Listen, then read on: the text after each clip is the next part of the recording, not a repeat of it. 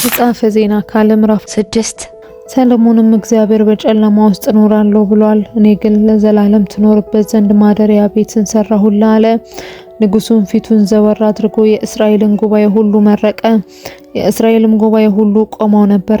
እርሱም አለ፣ ለአባቴ ለዳዊት በአፉ የተናገረ በእጁም የፈጸመ የእስራኤል አምላክ እግዚአብሔር ይባረክ። እርሱ ሕዝቤን ከግብጽ ካወጣውበት ቀን ጀምሮ ስሜ የሚጠራበት ቤት በዚያ ይሰራልኝ ዘንድ ከእስራኤል ነገድ ሁሉ ማንኛውንም ከተማ አልመረጥኩም።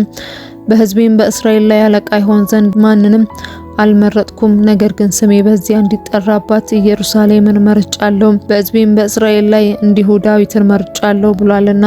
አባቴም ዳዊት ለእስራኤል አምላክ ለእግዚአብሔር ቤት ይሰራ ዘንድ በልቡ አስቦ ነበር።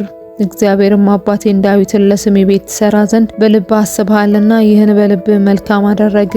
ነገር ግን ከወገብ የሚወጣው ልጅ እርሱ ለስሜ ቤትን ይሰራል እንጂ ቤት የምትሰራልኝ አንተ አይደለህም አለው። እግዚአብሔርም የተናገረውን ቃል ፈጸመ።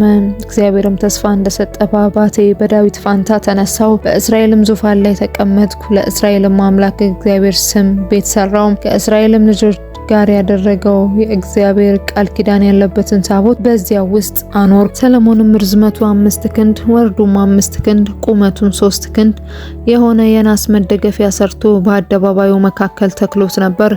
በላዩም ቆመ። በእስራኤልም ጉባኤ ሁሉ ፊት በጉልበቱ ተንበርክኮ እጁን ወደ ሰማይ ዘረጋ።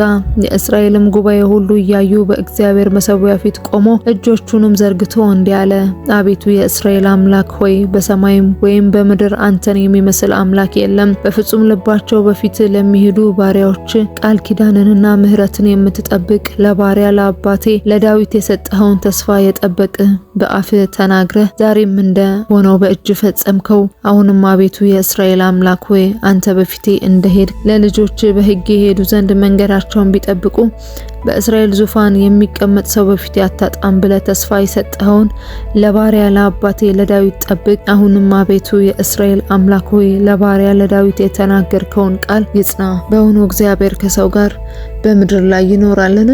እነሆ ሰማይ ከሰማያትም በላይ ያለ ሰማይ ይይዝ ዘንድ አይችልም። ይልቁንስ እኔ የሰራሁት ቤት እንዴት ያንስ ይሆን? ነገር ግን አቤቱ አምላክ ሆይ ወደ ባሪያ ጸሎትና ልመና ተመልከት። ባሪያህም በፊት የሚጸልየውን ጸሎትና ጥሪውን ስማ። ባሪያ ወደዚህ ስፍራ የሚጸልየውን ጸሎት ትሰማ ዘንድ በዚያ ስሜ ይሆናል ወዳልከው ስፍራ ወደዚህ ቤት ዓይኖች ቀንና ሌሊት የተገለጹ ይሁኑ። ባሪያህንና ሕዝብን እስራኤልን ወደዚህ ስፍራ የሚጸልዩትን ልመና ስማ።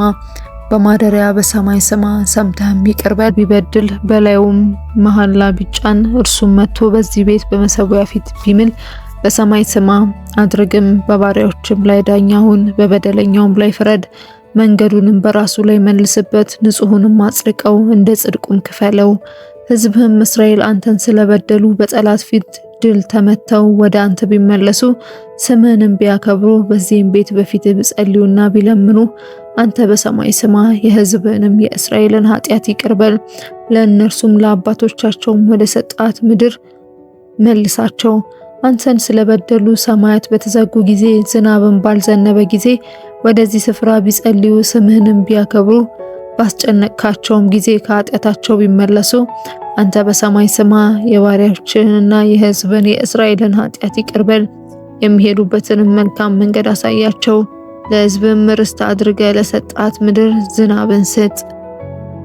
በምድር ላይ ራብ ወይም ቸነፈር ወይም ዋግ ወይም አርማሞ ወይም አንበጣ ወይም ኩብኩባ ቢሆን ጠላቶቻቸውም የአገሩን ከተሞች ከቦ ቢያስጨንቋቸው ማናቸውም መቅሰፍትና ደዌ ቢሆን ማንም ሰው ወይም ሕዝብ እስራኤል ሁሉ ማናቸውም ሰው ሕመሙንና ሐዘኑን አውቆ ጸሎትና ልመና ቢያደርግ እጆቹንም ወደዚህ ቤት ቢዘረጋ ለአባቶቻችን በሰጠኸው ምድር ላይ በሚኖሩበት ዘመን ሁሉ ይፈሩ ዘንድ በመንገዶችም ይሄዱ ዘንድ በማደሪያ በሰማይ ስማ ይቅርም በል። አንተ ብቻ የሰውን ልጆች ልብ ታውቃለህና ልቡን ለምታውቀው ሰው ሁሉ እንደ መንገዱ ሁሉ መጠን ክፈለው። ከሕዝብም ከእስራኤል ያልሆነ እንግዳ ስለ ታላቁ ስም ስለ ብርቱም እጅ ስለተዘረጋውም ክንድህ ከሩቅ አገር በመጣ ጊዜ መጥቶም ወደዚህ ቤት በጸለየ ጊዜ አንተን በማደሪያ በሰማይ ስማ። የምድር አሕዛብ ሁሉ ስምን ያውቁ ዘንድ እንደ ሕዝብህም እንደ እስራኤል ይፈሩ ዘንድ በዚህም በሠራሁት ቤት ስምህ እንደተጠራ ያውቁ ዘንድ